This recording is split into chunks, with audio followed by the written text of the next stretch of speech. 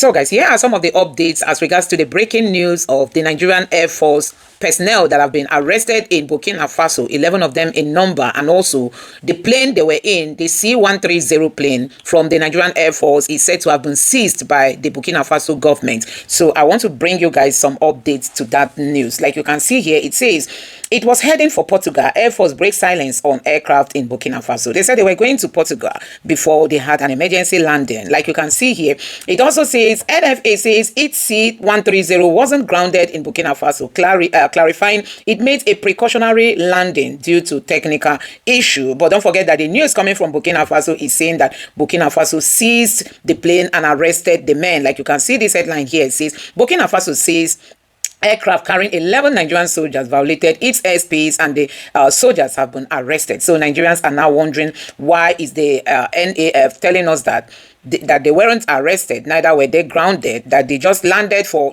for precautionary measures. Now, this is coming from Rufai. He retweeted a tweet coming from the Nigerian Air Force on why they landed in Burkina Faso. Let me read out the tweet. It's released: safe precautionary landing of NFA C-130 aircraft in Burkina Faso. The Nigerian Air Force wishes to clarify reports regarding the diversion of a NAF C-130 aircraft during its ferry mission to Portugal on 8 December 2025, following takeoff from Lagos. The crew observed a technical concern which necessitated a precautionary landing in Bobo de Alasso, Burkina Faso, the nearest airfield, in accordance with standard safety procedures and international aviation protocols.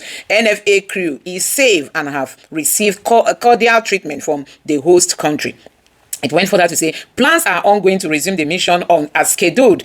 The Nigerian Air Force appreciates the support received during this period and assures the public that NFA remains professionally committed to strict compliance with operational procedures and safety standards, ensuring the precaution of its personnel while fulfilling its constitutional mandate. This is coming from Ehimem Ejodame, Air Force Commando.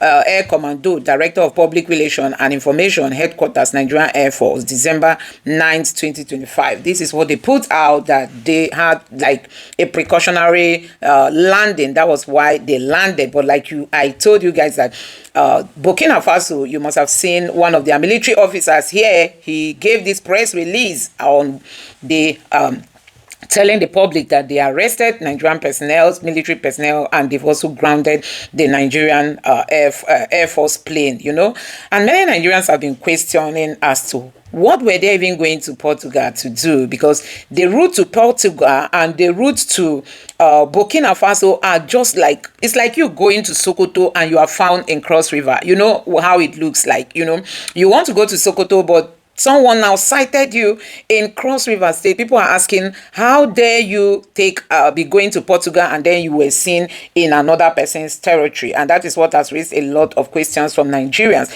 Like you can see here, this map here is showing you the route to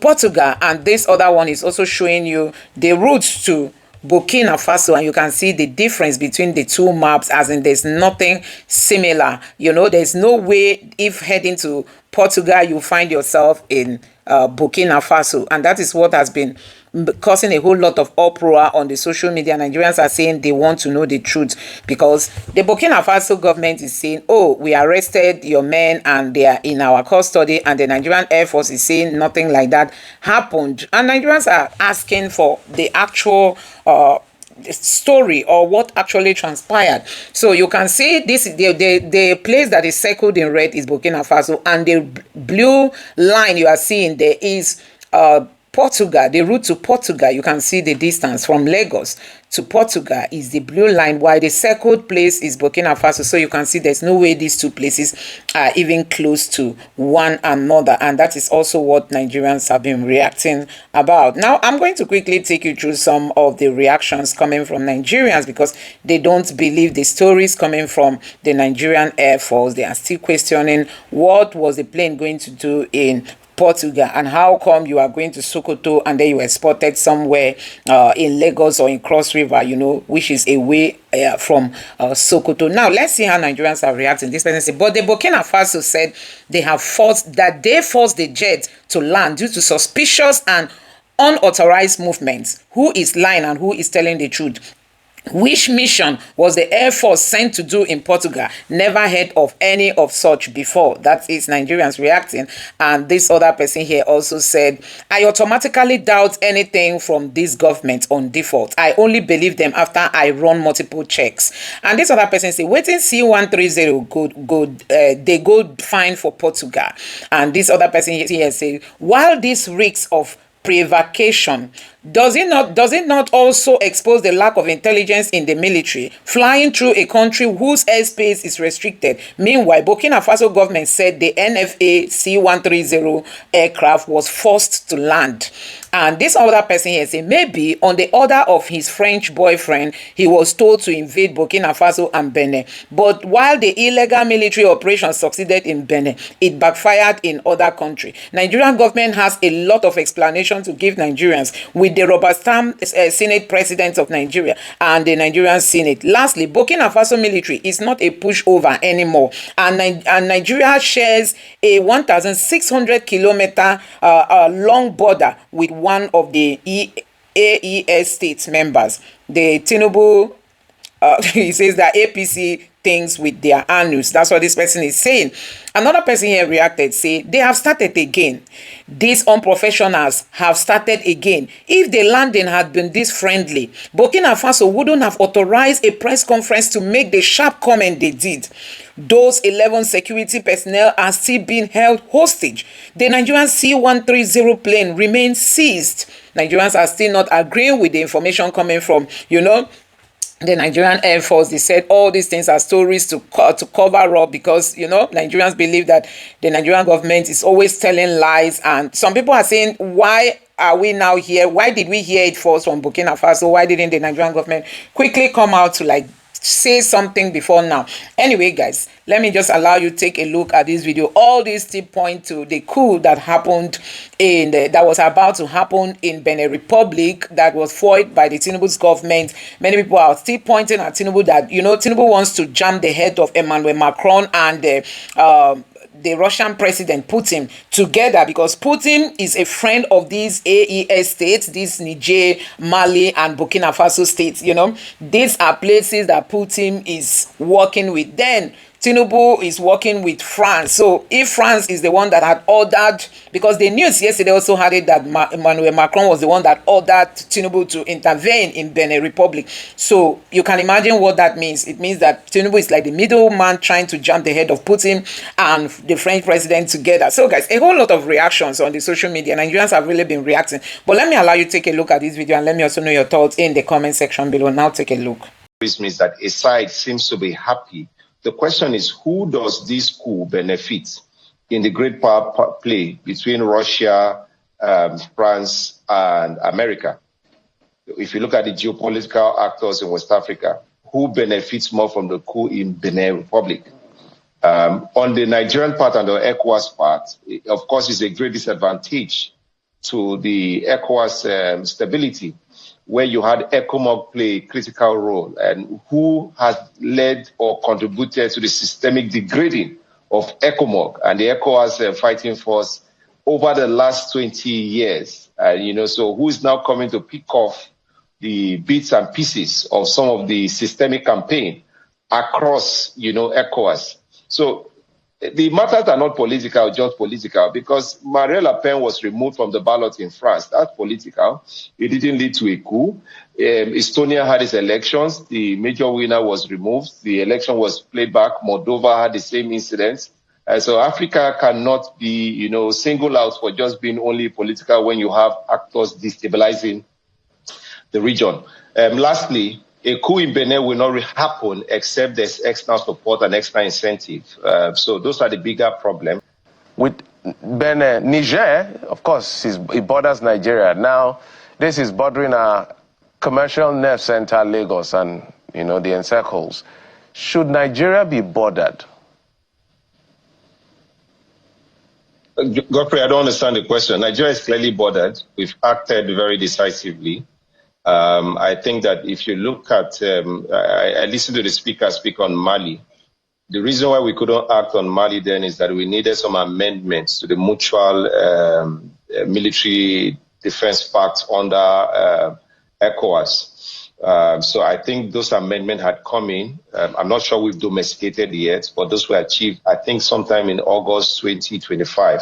So we didn't have the multilateral instrument, as it were, to decisively address what they now class as regional threats. So I think ECOWAS has shown in its own statement that it is willing to act very decisively to ensure that these matters do not get destabilized. Godfrey, there's no time, so I can't talk about the geopolitical implication, but what worries me is that a side seems to be happy. The question is, who does this coup benefit in the great power play between Russia, France, and America? If you look at the geopolitical actors in West Africa, who benefits more from the coup in Benin Republic? On the Nigerian part and the ECOWAS part, of course, it's a great disadvantage to the ECOWAS stability, where you had ECOMOG play a critical role, and who has led or contributed to the systemic degrading of ECOMOG and the ECOWAS fighting force over the last 20 years. So who is now coming to pick off the bits and pieces of some of the systemic campaign across, ECOWAS? So the matters are not political, just political, because Marine Le Pen was removed from the ballot in France. That's political. It didn't lead to a coup. Estonia had its elections. The major winner was removed. The election was played back. Moldova had the same incident. So Africa cannot be, singled out for just being only political when you have actors destabilizing the region. Lastly, a coup in Benin will not happen except there's external support and external incentive. So those are the bigger problems. And I think to your question, yes, we say in security, when fast legs are moving, fast eyes should be watching. So I want to commend the president and also call the presidency to act quickly, to move to the National Assembly. Now they've applied Section 5.5. There's an exceptional imminent threat to us. But they must now go back to Section 5.4 to seek validation from the National Assembly to ensure that the engagements of our troops are within the ambit of law, and Nigeria continues to act in ways and manners that fosters and protect our national security, our national interests, and of course the national defense of our territory. Those are my thoughts, Geoffrey. So let's get into what's playing out in Benin Republic. Yes, there was an attempt to take power by a group of soldiers. It was thwarted, according to the country's interior minister at first. Then we started getting comments from ECOWAS and eventually Nigeria's president, who sort of detailed what exactly happened, how the Benin government asked for Nigeria's intervention and how we deployed fighter jets to bombard and precisely, let me use those words, with precision, those who planned the coup. So it's a mixed bag, really. The fact that there was an attempt in the first place, as I said earlier on, there were some talks around it last year, but again, that was thwarted. Some people were arrested. But the fact that this was attempted, the mutineers actually took over the national TV station. They made an announcement before we then had the interior minister, raises lots of concerns. So let's break through those issues in terms of geopolitics, the security angle to it, and how this also concerns Nigeria. We're joined by Commodore Promise Dapper, former naval officer, joins us via Zoom from Port Harcourt. I will also be speaking with Soyekachi Adekoya eventually. But Commodore, good morning and welcome to the program. Thank you very much for having me. I wonder what stuck out for you from that attempted coup, because it was a lot of things coming together, right? So for you, seeing when the news broke early in the morning, to Nigeria's response, ECOWAS's response, and eventually the president of Benin also giving a statement, how did it hit you as a military person? Okay, thank you. See, this has been an ongoing scenario, is an emerging trend, especially in the Francophone countries. I've had the opportunity to also interact with some of the military officers. When I was in service, we used to meet at the Lake Chad Basin Commission and the Multinational Joint Task Force meeting. And most of them will always complain about the overbearing interference of foreign power like France in their politics, their economy. They will even complain that they virtually cannot do anything without interference, foreign interference. So there are these nauseating feelings among the Francophone countries to get rid of such interference, to be able to freely decide for themselves, to be able to freely decide the way and manner they want to live. So it wasn't surprising for the current wave of what I would call a nationalism or sweeping through the Francophone countries, trying to redefine themselves, trying to reestablish themselves, the way they do things and the way they live. And also, in Sub-Sahara, we know about the issues of poverty, corruption, and misrule generally. So those things have always been in the front. Each time there's any such attempt at, we hear stories of coup, they have always cited the instance of foreign intervention, cited the instance of corruption, poverty, the government shutting out opposition, not playing giving a level playing ground for everybody. You hear issues of ethnic dominance, one ethnic group trying to dominate the other. You hear issues of insecurity, government not being able to secure the people, the property, and the country. Those things have always come to the fore. And it was the same old story that we had in the case of Benin. So it wasn't quite surprising. It was like something that was waiting. First we had Mali, then Niger, we had Chad, Guinea-Bissau, you know. So it was like asking who's next. Then Benin Republic just like kind of raising up their hand, we are here, we are next. So that's, I think, my take on that it was something that was in the waiting, like a kind of wave of nationalism, trying to reclaim your country, trying to do things better. And I think that's what hit Benin Republic.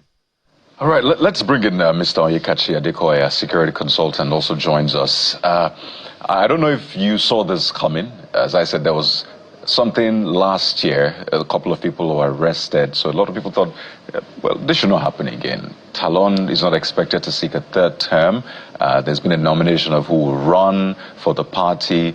So did you see this coming? And did you maybe have red flags, perhaps with Nigeria's intervention as well? Mr. Adekoya, how are you internalizing this?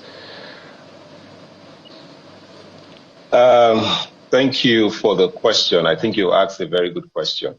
For me, for Nigeria's intervention, I think the intervention is spot on. The federal government did what it should do, this time doing it differently. And I think what the federal government did was to learn lessons from Mali, from Burkina Faso, from Niger Republic.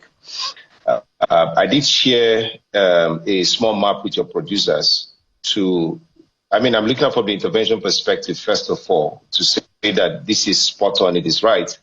Nigeria shares about 773 kilometers of borderline with Niger Republic. Whatever impacts Niger can impact Nigeria very quickly. If that crisis snowballs into another thing, we can have a situation at our borders, and for Benin Republic, is smack on the border, as I said, 773 kilometers. So whatever happens there impacts on us. The other thing is that, like the Commodore said, if you look at the destabilization of the Sahel, you cannot say it's coincidental that it's happening within that belt, within the Central African to West African to the eastern part of African belts. This stabilization, the way it's occurring and the system to it doesn't suggest coincidence. So Nigerian government should be concerned. Did we see this coming? Yes, there's sufficient red flag. What bothers me a bit is that we are now at a critical intersection between great power politics in Africa, in particular West Africa, where the US is trying to make a comeback. Of course, you saw the diplomatic spark, where France is on the fringes, having lost out on a number of African countries, and where Nigeria is trying to get a sense of itself in its own sphere of influence. If you look at the U.S. national security strategy, it talked about the Monroe Doctrine, where it says that the U.S. will continue to ensure that the conditions happening within its borders are favorable to its own interests. And what the map is showing you is that in Niger, Burkina Faso, Mali, most of these governments barely control anywhere between 50 to 60% of their own territories. And you have insurgents, Islamic jihadis, almost putting even Niamey in a fire pocket. So I've said several times that we are in a bit of a pickle in Nigeria with these issues coming up. So did we see this coup attempt coming, even in Nigeria? Yes, of course, we did have our own fair share. So there's something more sinister going on if we follow what the data is saying to suggest, I mean, that there's no coincidence. That's just the point I'm making. So Nigeria has every right to take a position that ensures that the continued instabilization of the region is checked and does not pose a threat to Nigeria. Whether we had conversation with France or the US or, I mean, these other things, whether there's internal political ramblings in Benin Republic, those are less of a concern to Nigeria because, Coyote, if you put that map again, you don't want destabilization in Benin. Well, what does that mean is that Cameroon is partly destabilized, Chad has its issue, Niger, you know, and then you put Benin. So what does that mean? It means that we're effectively in a quadrant as a country, you know. So it's a very dangerous situation, and I commend the National Defense Council. I commend the Commander-in-Chief for being decisive this time around in ensuring stability in Benin. The other political considerations we can discuss later, please. All right, let's take it back to Commodore. Commodore, I want you to make sense of what we're dealing with here. Now, this is close to home, you know. Yeah, it's been close to home technically, but this is close to Lagos.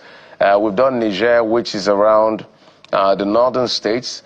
I guess we made mistakes in those some forms of intervention after what had happened in Mali, Burkina Faso, and now this is quite close to home. It means that we're beginning to be encircled as far as these elements are concerned. Mr. Adeka did mention about the Islamic jihadists who are making big encroachment and controlling parts of some of these countries that are even controlled by the military. So it looks like it's not about a form of government. There's something more fundamentally wrong here. Whether it's a democracy or a military rule, there's something triggering what is going on. And one of this is which you've mentioned. What do you suspect is the bigger picture here? Okay, there are many factors that, if we begin to break it down, that could culminate into this. One actually is politics, bad politics, and the sub-Saharan is the, I think, the behalf of bad politics and misgovernance.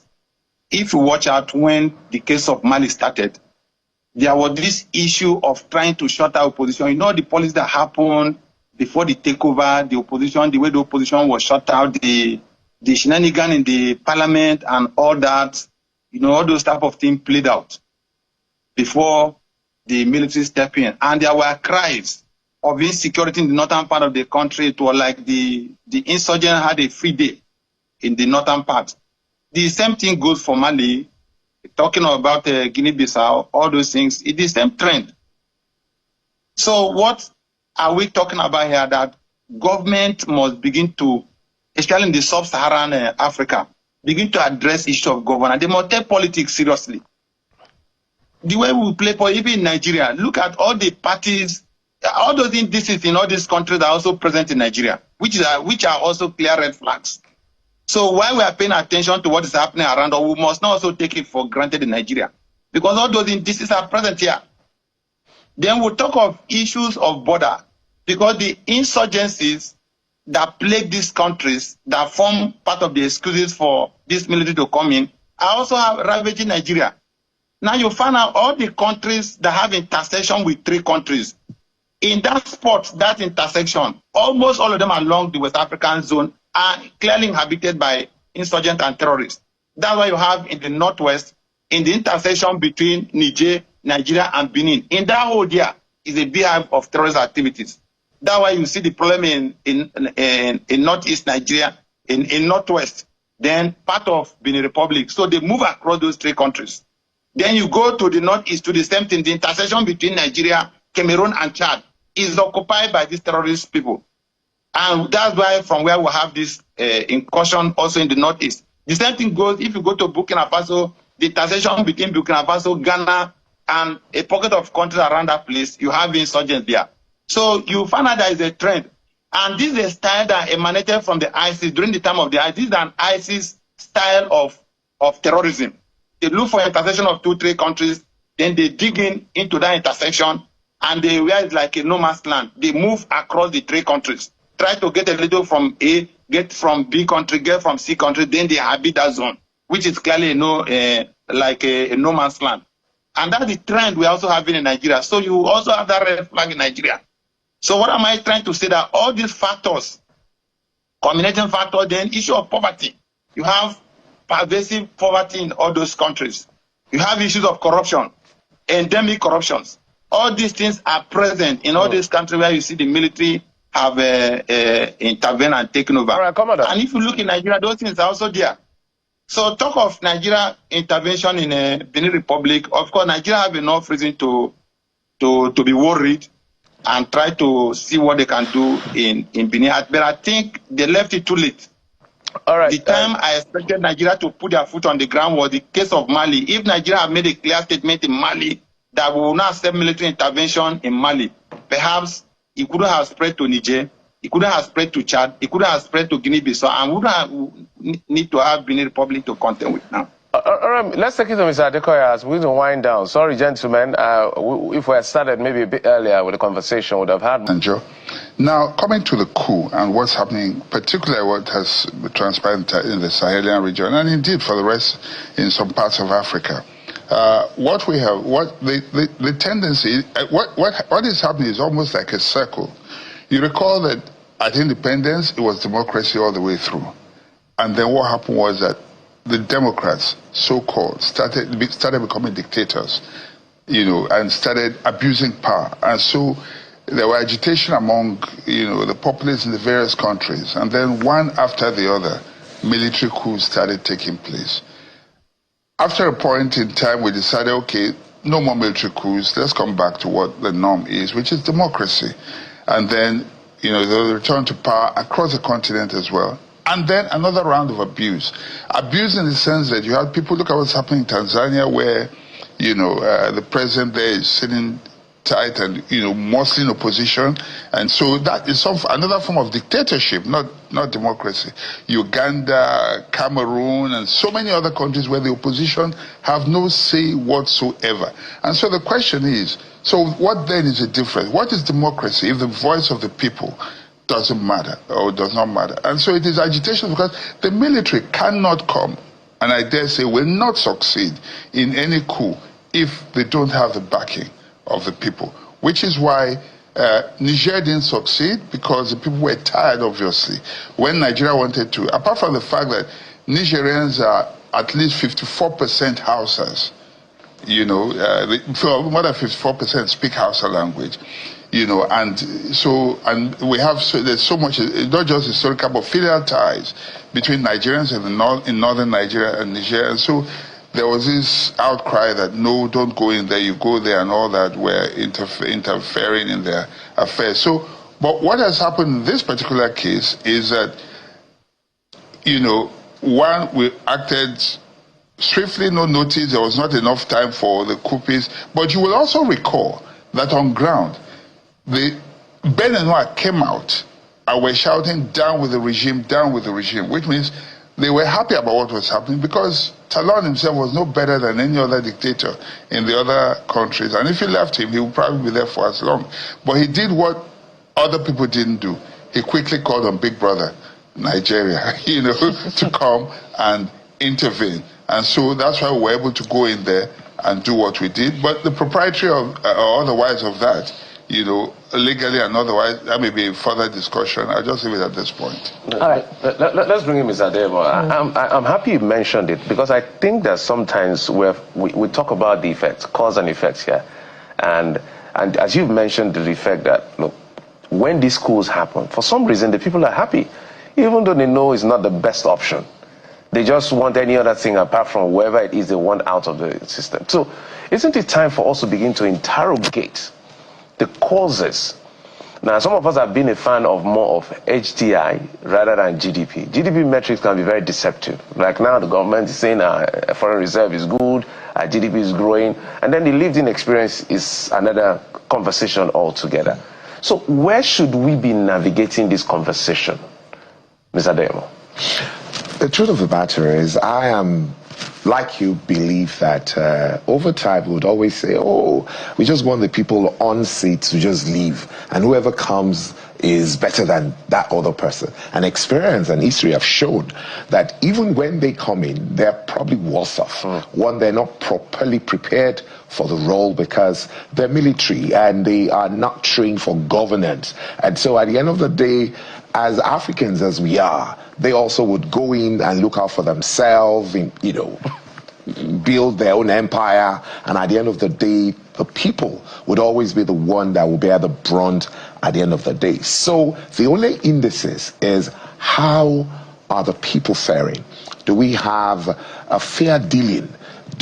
Is the country truly developing? Because again, people will tell you, oh, Practice Talon is doing well as regards building infrastructure and all of that. And I've always asked this question: when you say you're building infrastructure and the people are languishing under poverty, you begin to wonder, what infrastructure are you really building? And look, let's be realistic. You can't talk down to me that I am well if I am not well. And if I'm well, I am well. So you saying this is what you're doing and the people are not feeling it directly obviously means that you're really not doing what you ought to be doing. Because you can then do a fazes and say, oh, we're building this road, or we're building that, we're building that. Does it trickle down to how the people are faring? So those are the reasons why immediately the coup happened, as usual, the people came out and started to say, oh, we don't want the previous government anyways, let him leave the government. But at the end of the day, we all know that when we all settle down into the new regime, would naturally want to start, you know, them to behave well. And unfortunately, history has shown that they don't do as well or better than those they house. So it's a, like he rightly described when he started, it's been a circle, as it were, you know, where the ones who come give us a lot of promise, oh, tell us they're going to do this, they're going to do that, and every time they come in, at least up to this extent, what we're found out is whether they're in khaki, they're military, or they're Democrats, as they describe themselves, we are somewhat getting the same result from them, as it were. I'd like us to look a bit more about the security implications of whatever is happening, because sometime in the middle of the year, there was some, you know, reported unrest in terms of banditry on the border with Benin Republic as well. And, you know, the ADC is asking very critical questions here of the federal government. If, you know, you could do that for Benin Republic, Nigerians at home are not safe. So perhaps we should be asking the same question as well about this response, you know, to the security challenge on, you know, in the Sahel region. Either it's Burkina Faso or it's Mali. There seems to be a very present challenge of terrorism and banditry. Mr. Okay, I'd like you to answer that. And relatedly, compared to Nigeria's response to Niger, was Benin Republic easy, you know, to intervene in? Because we didn't see the same success in terms of military action in the Niger case. So, hi. Okay, so I just want to add something to what he said and then take on your questions. The idea behind saying that military people are not prepared, nobody is prepared for governance. If you win election, you take power. And if you check very well, in America, almost everybody has served in the military. Okay? Because that is the nature. The NYC is like military service. And so that, you know, I think it's more a function of the system in place, you know, that's why you have checks and balances in government or in a democracy.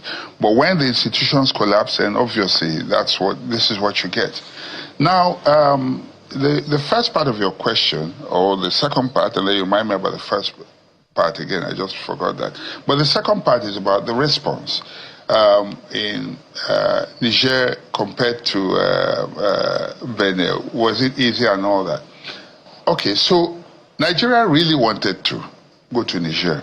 And in any case, we have military formations along those borders. So, and even the Air Force is even closer, you know, to what do you call it now? Niger, because Kaduna is up north, and that's where You know, in Benue as well, we have an Air Force base there and all that. So we have our Air Force pretty much closed. We could have, it's just a matter of minutes or under an hour and they are already there.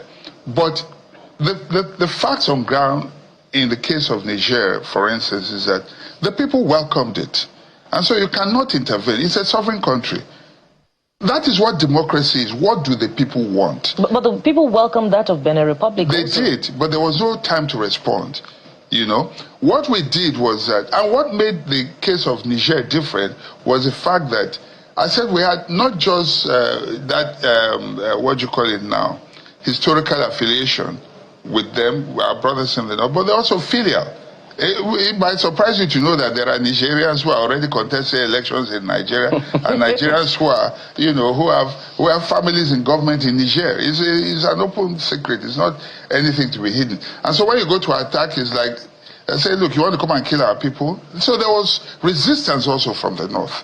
So that didn't make it easy. Plus, the response time, there was contemplation. This time, there was no contemplation.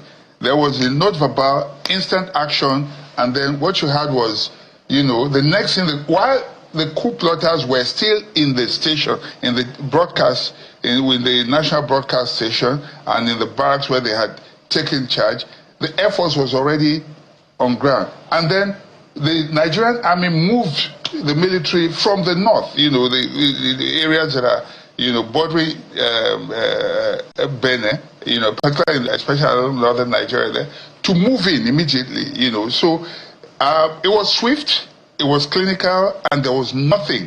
They never saw it coming. The Benin one never saw it coming. That's a surprise element. And that brings me to what I think the first question is, which is the issue of ADC and the rest. You wonder, and then I want to refer to us to the immediate past defense minister who said, no, you can't attack Boko Haram or the bandits in the north because the Air Force cannot, because bombs cannot penetrate Sambisa. That was nonsensical as far as I'm concerned. Are you saying that the bombs cannot go through trees and all that? That argument was absurd, you know. So it just tells you that, you know, more of what you see is not. We have heard from our armed forces, even the ordinary soldiers, that if you want insecurity to end within 48, maybe even 24 hours, it is possible that they have the capability, they have the might, they have all it takes. They've been on the ground. They have weighed themselves against. It's like two football teams say, look, we'll beat these guys. They're no. You understand what I'm saying? But if they have a referee to contend with, there's very little that they can do. And so they have repeatedly told us. And so you ask yourself, so it's one of several things. The willingness to end it, okay? And then, you know, the willingness to end it really. Okay. I think, sorry, let me just say this. Corruption is at the bane. If we have time, we'll talk about it.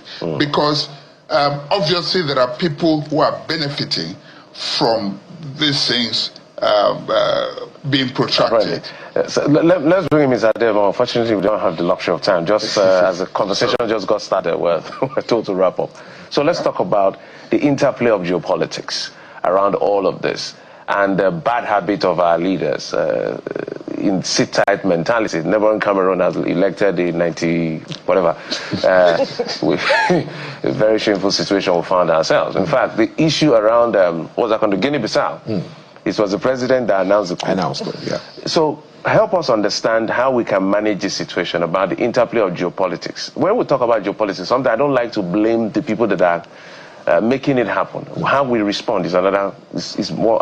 How should we respond to the interplay of geopolitics in the midst of all of this, in cahoots with elements that we know that are leaders of our continent? I think I agree that we should look at the way we react, because I think we have more control over that than the way they react, because it seems and it clear that they're set in their ways, that we will continue to have, different versions of the way they are right now across Africa, because unfortunately, when you look at the way they behave, sometimes you just wonder what exactly is wrong with them as our leaders. So we, the people, I think it's important that we are very clear of who we vote in, because I believe that we've seen an example of the fact that if we, the people, are willing, we can really change the situation. For instance, what happened in Lagos, during the last election, the OB thing, it was like Lagos was going to be taken if we had tried more, away from the party that all of us had thought that could never be voted out. And for whatever reason, in the middle of the road or towards the end of the road, we sort of cowed in, and at the end of the day, we lost it. So what I'm saying in a nutshell is we have the power as a people, because clearly we are exposed, we have knowledge, we felt the pain over and over again, and we obviously know what is right from wrong. So why are we not taking it to the point of saying, look, we don't want you people, we don't want this kind of people, these are the kind of people we want? I believe that it is possible. I believe that as a people we need to come together. And one thing that people have said over and over again that I disagree with is, it is only us in the South that see things in this particular way. I disagree. I believe that we have not done well in recruiting people from the north who also think like us, because there are a lot of Nigerians across Nigeria who think like this, who feel the need for a proper change. And so we need to find a way of sort of making sure we have them on our side and have one body, because I think it is very, very wrong on our part to feel that, the only people who think the way we think are the Southerners, maybe from the East Nigeria or from Southwest Nigeria. It's not true. There are Northerners who also feel and are tired of the way things have been over time. The thing we need to do right now is to find a way of knowing them, identifying them, and all of us coming together to truly take these people out, because we can't continue to have things the way they are right now, because we will never have another result with the same arrangement. And that's as candid can get, when you consider the dynamics of the consequences of politics, the paradox of electing, democratically elected officials, and then you have the bullets change it, and in some countries they welcome the change of bullets, so which way Africa, benevolent dictator or the democratically elected government that doesn't deliver? It's clearly an ongoing conversation, but we must anchor at this point. And thank you very much, gentlemen. We've been talking with Mr. Seyi Adeyemo, researcher and global affairs analyst, and of course Mr. Victor Ohai, a film producer and global affairs analyst as well. Thank you, gentlemen, for coming on the show. Thank you for having us. We'll take a moment now, and when we return, it will be time to talk politics. Is the PDP still the most vibrant opposition in Nigeria? We'll have answers to that question after this time out. Join us again.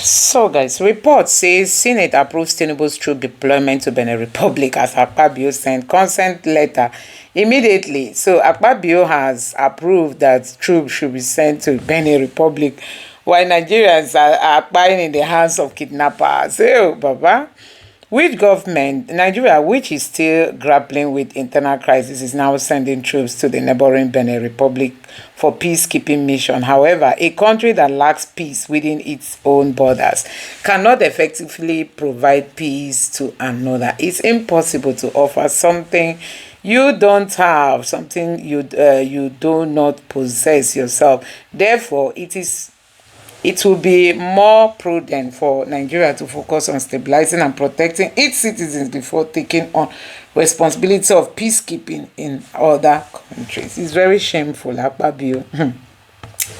Cool crisis. Tinubu seeks approval to deploy troops to Benin. Before you know it, Senate approves. So, guys, what has been happening in this country is unbelievable. It's really, really unbelievable. Within a twinkling of an eye, this post just starts trending. And before you know it, Tinubu has approved. What is, as in Akpabio has approved, what is really happening?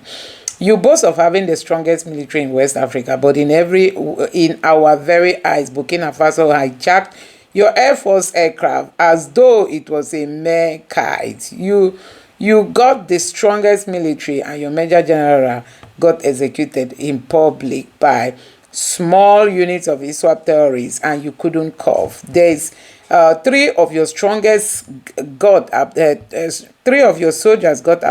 and publicly executed by some tiny units of ISWAP terrorists without any military intervention. The highest single event mass abduction in the history of the world is happening in your territory with your so-called strong military doing nothing. Stop the braggadocio and respect yourself. Don't ever get into war that you will not live to tell its tale. Burkina Faso doesn't make noise. They've hijacked your aircraft and your soldiers held in captivity, yet no noise, really no noise.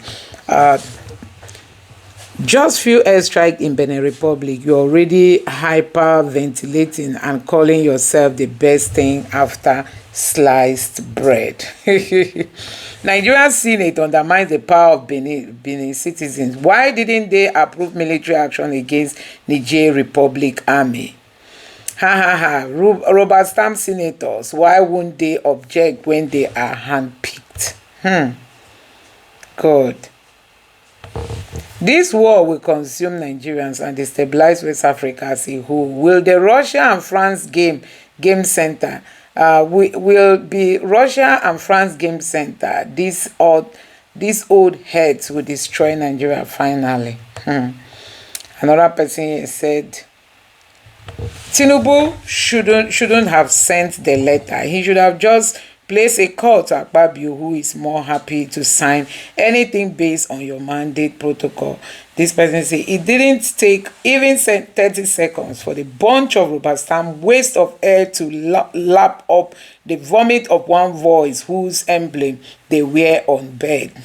Nigeria is bleeding, but there is no urgency to send troops. Anyway, guys, let me know your thoughts on this in the comment section below. Thank you.